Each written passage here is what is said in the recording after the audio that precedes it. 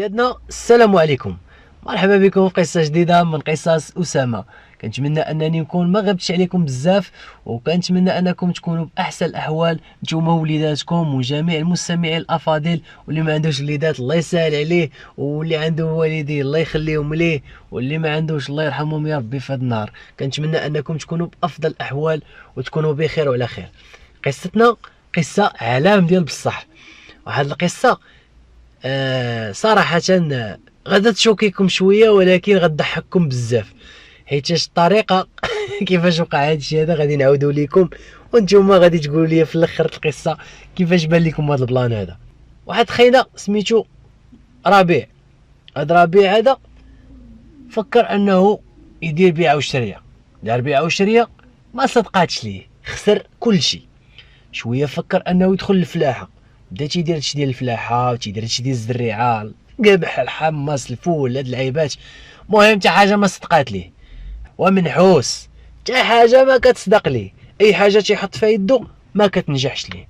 شويه فكر انه يبيع ويشري في الدجاج، باع وشرى في الدجاج، لا رباح لا راس المال، اي حاجه تيحط فيها يدو والنحس يا ربي السلامه. فقال انني واش انا منحوس ولا كيفاش غادي ندير؟ ما عرفتش انا، تابعني اشنو غادي ندير.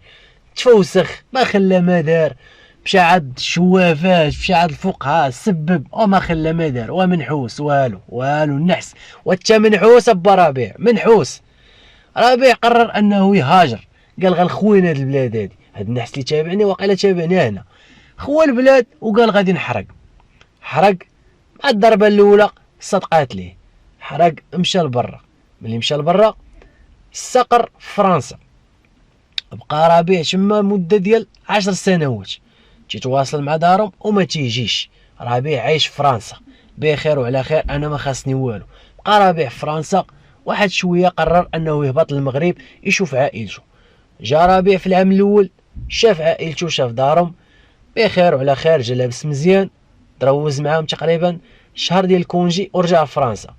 غبر 3 سنين، من بعد ديك 3 سنوات رجع لدارهم، رجع جاب الطوموبيل وجاب معاه الباكيه.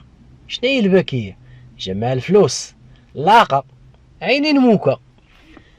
ايوا سيدي، ملي جاب معاه الفلوس قال انني اش غادي ندير؟ غادي نشري شي ارض هنايا، دارهم هو من نواحي ديال القيسر. قال غادي نشري شي ارض تما، وقال غادي ندير شي حطه وغادي نبني حتى انايا بحال العائله. داكشي اللي دار، بنى واحد الدار ديالو، قاد الارض ديالو، دار فيها بحيرات، قاد المسائل ديالو، مشات الامور بسلام. ولا مستقر تما، كيجي مره في دارهم مره في ديك الدار اللي بنى وبخير.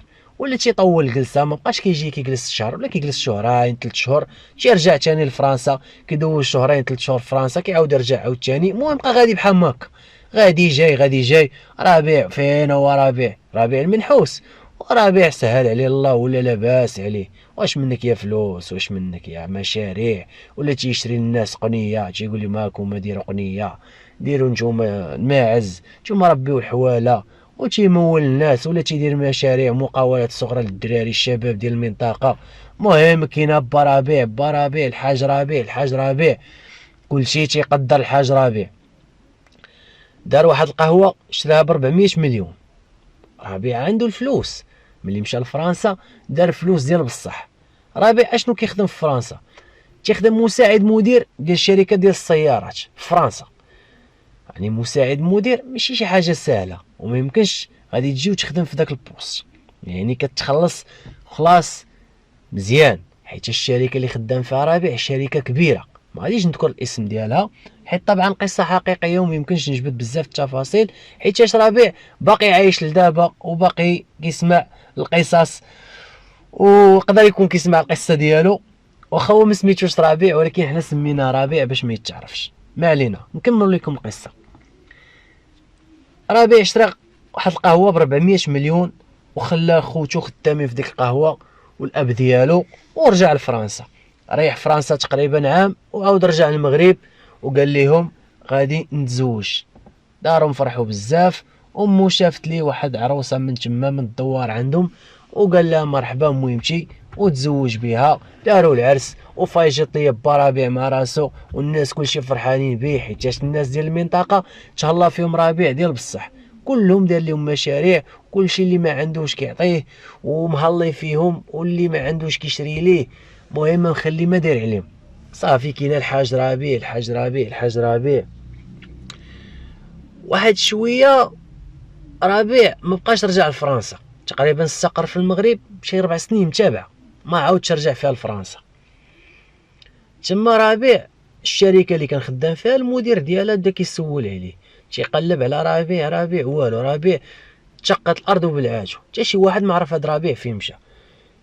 هاد المدير ديال الشركه كيعرف واحد البلاصه كيريحوا فيها المغاربه، واحد القهوه بحال قلتي كافي شعبيه، ولكن كيتجمعوا فيها المغاربه بزاف. جاب التصويره ديال ربيع وتيسول عليه، واش ما كتعرف واش الدري هذا راه مغربي، راه معاكم، راه كيجا من المغرب، وهذا راه بالوراق ديالو المسائل ديالو هو ماشي حارق، ولكن راه ما عرفش ربما يكون كيجي هنا ولا شي حد كيعرفو. واحد سمعو ويقول لي ربيع كيفاش ربيع، شاف التصويره ويقول لي كنعرفو هذا ربيع، اللي الحاج ربيع قال لي راه من البلاد عندنا كذا كذا كذا. قال له واش تقدر توريه ليا فين كاين؟ قال لي راه خدام معانا، وقال لي بغينا ضروري بغينا نشوفو. قال لي راه ما عرفناش شنو وقع به، وغبر غبره وحده. قال له ماشي مشكل، قال لي راه كاين واحد الدراري غادي يهبطوا المغرب هاد الايام، قال له لا كان عندك الوقت بغيتي تمشي عنده راه نوريك الدراري، راه يديوك حتى لعندو. قال له ماشي مشكل. داك المدير ديال الشركه تعرف على دوك الدراري، قال لي مودي غنمشي معاكم توريوني ربيع ضروري، راني محتاجو هذا وهذا. قال له مرحبا. ايوا سيدي عليك، مشى معاهم القاوري، جاو لهنا المغرب، وصلوا مشاو للقيسر، وصلوا للدار عند السيد. قال له الدير هذه هي دارهم، هذا دار ربيع، هو باه راه هو هذاك. مشى عند باه، السلام بخير. قال له ودي ربيع. قال لي ربيع راه كيف دارو الاخرى. قال لي شكون انت؟ قال لي انا راه كان خدام معايا مدير. وهو يفرح، قال لي واه انت، قال لي ولدي راه داير بلاصتو في فرنسا، والمدير ديال الشركه ديالو جاي حتى لهنا يسول عليه. يعني دارهم فرحوا بزاف، تبارك الله على ولدنا وصل.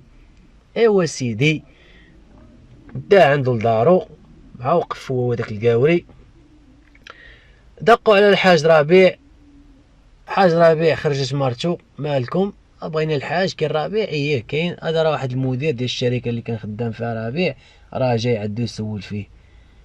مرتو قالت لي ربيع راه شي قوار جايين عندك. ربيع تسمر في بلاصتو. في نظركم ربيع اش غادي يكون داير؟ واش خاول ليهم الفلوس، ولا داير شي منتيف، ولا داير شي كارثه؟ واش غادي تسمر وغادي تخلع؟ لا لا لا لا لا, لا. ماشي هادشي هذا. قاوري ما يعرف ربيع كاين في الدار، دخل كيجري وكيغوش.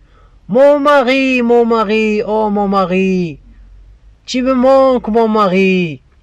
ايوا سيدي دارهم تصدموا، كيفاش مون ماغي انت اش كتقول؟ قال لهم ربيع سي مون ماغي.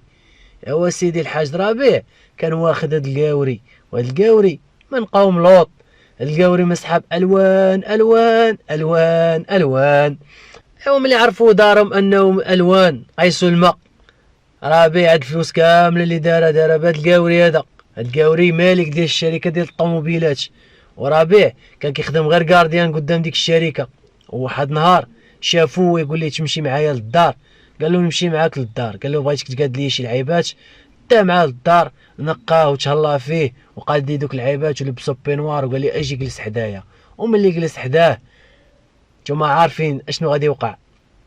داكشي اللي في بالي وبالكم هو اللي وقع. ربيع طاح مع داك خينا وما فرقش واش راجل ولا مرا.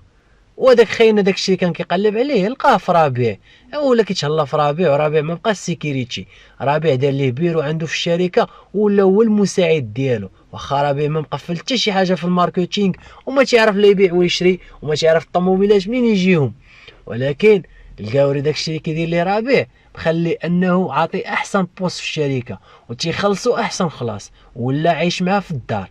قال له انت هاد الدار هادي دارك، وهذيك الدار اللي عايش فيها القاوري اش غنقول لكم ماشي فيلا، راه قصر، راه شي حاجه الخيال العلمي. ايوا عليك باك ربيع ولا عنده العاقه والفلوس غيمشي قلبه، والفيلا كي دايره وعايش بخير، عايش واحد العيشه اللي يتمناها اي واحد. ولكن المقابل ما كيبشرش بالخير. المقابل هو انه هذيك خاينه طايح معاه وتيمارس هو وياه امور ديال الشهوات، يا العياذ بالله. وهاد الفلوس هادو اللي دار ربيع كاملين دارهم بهاد الشيء. ايوا دارهم ملي عرفوا ربيع هاد الفلوس هادي كامله دارها بهاد الشيء هذا، طلع ليهم الدم وما يقولوا ليه خرج علينا، وهادوك الفلوس اللي عطيتينا الله يطليك بيهم. والفلوس كاملين اللي كان جاب ربيع كاملين رجعوها لدارهم. وراك لي الناس انتشر الخبر في الدوار عندهم، وكل شي عرف الحاج ربيع انه شاد من الشواذ، ودوك الفلوس اللي فورنا عليهم والقنيه اللي عطاهم وداك الشيء المشاريع اللي دار ليهم كامله بفلوس الحرام. والناس ولاو تيقول لك وكلتينا الحرام وكلنا ولادنا الحرام، اللي عنده قنيه طلقها، اللي عنده الدجاج طلقه، الماعز طلقوه. والخير ولا يمشي تشوف القيسر. كيفاه لي غنضرب شي دويره نمشي نجيب شي معيزات من تما. قال لي باقيين سارحين لدابا حتى عاد ما بغاهم. ايوا خرج من تما الحاج ربيع، هز مرتو وهز ولادو وغبر، تا واحد ما عرفو فين زاد ولا فين استقر ولا كيفاش عاش. ودارهم دوك المشاريع اللي داروا داكشي كامل، حتى شي حاجه ما بقاو باغينها، وهو شد داكشي كامل باعو وغبر من المنطقه. وحتى شي واحد دابا ما عرفو فين كاين، وحتى شي واحد ما عرفو فين عايش الا انا بطبيعه الحال. ضروري شي واحدين اخرين عارفينو فين كاين. هادشي هذا ما نقدروش نقولوا فين كاين ولا فين عايش. شوف، الانسان تيغلط وبزاف الاغلاط تيوقعوا، غير هو كله الضمير ديالو وكله النسيه ديالو. كاين اللي انه غيقبل بالدل وغيقبل بالحقره ويقبل بالقهره وما يديرش في هاد الامور، وكاين اللي نفسه بارده عنده كيف ما كيفرقش ما بين الحلال والحرام، وما تيفرقش ما بين هذه خاصها دار وهذه ما خاصهاش دار. بحال البلان هذا اللي دار ربيع ما فرقش وما خدمش عقله وما شافش الدين الاسلامي ديالو اشنو تيقول، وما شافش اشنو خاصو يدار واشنو اللي ما خاصوش يدار، وعفات عفطه وحده وحتى جابها في راسو ولا مخليه على وعفط عفطه وحده. والعفطه اللي عفط قال ربما حتى شي واحد ما غيسيق ليا الخبار، ولكن كلشي ساق لي الخبار، كلشي عارفو طايح مع داك خاينه، وداك خاينه معروف انه ماشي راجل، ولا مشوه مع صحابو اللي في فرنسا، ولا مشوه مع الناس ديال الدوار، ولا مشوه مع دارهم ومع عائلتهم. كانت هذه القصه ديال با ربيع. هو دابا كون كنتي في بلاصه حاج ربيع وجاتك هوته بحال ما هكا، واش كنتي غادي دير بحال ربيع وغتمشي مع الكاوري وغتك وانت حراك وبوفري وما عندك حتى شي ريال وما عندكش فلوس وغادي دير لاباس وغادي تولي تلعب بالملاير، في المقابل انك تمارس الشذوذ مع هذا الكاوري هذا؟ الا تحطيتي في هذا الموقف واش كنتي غادي دير هذا الشيء وكنتي غادي ترضى بهذا الشيء؟ كندوي مع الدراري، جاوبونا في لي كومونتير. والبنات اش بان لكم في هذه القصه هذه، واش بان لكم في هذا البلان هذا؟ ولا تزوجتي بشي واحد بحال ربيع وعرفتي انه كانت عنده علاقه من قبل مع واحد الكاوري اللي هو شاد جنسي، وحاليا راجلك ملياردير، ولكن هذوك فلوس كاملين جابهم من طرف واحد الشخص اللي هو ماشي راجل، وراجلك كان كيمارس مع الجنس باش تصبر على دوك الفلوس. واش غتبقاي عايشه معاه ولا غادا تخليه وعندك معاه وليدات؟ كيفاش غادا تكون ردة الفعل ديالك وكيفاش غادا تصرفي؟ خليونا الاراء ديالكم في التعاليق، متنساوش بارطاجيو الفيديو مع الاصدقاء ديالكم، لايك كومونتير، كنقراو كلشي. واللي بغى يبارطاجي معنا القصه ديالو مرحبا بيه، يدخل عندنا الفيسبوك ولا انستغرام خلينا ميساج. وتهلاو ليا في راسكم بزاف، كنبغيكم كاملين، موت عليكم متابعينا الأوفياء، دمتم في رعاية الله، وإلى اللقاء في حلقة جديدة من برنامجكم قصص أسامة.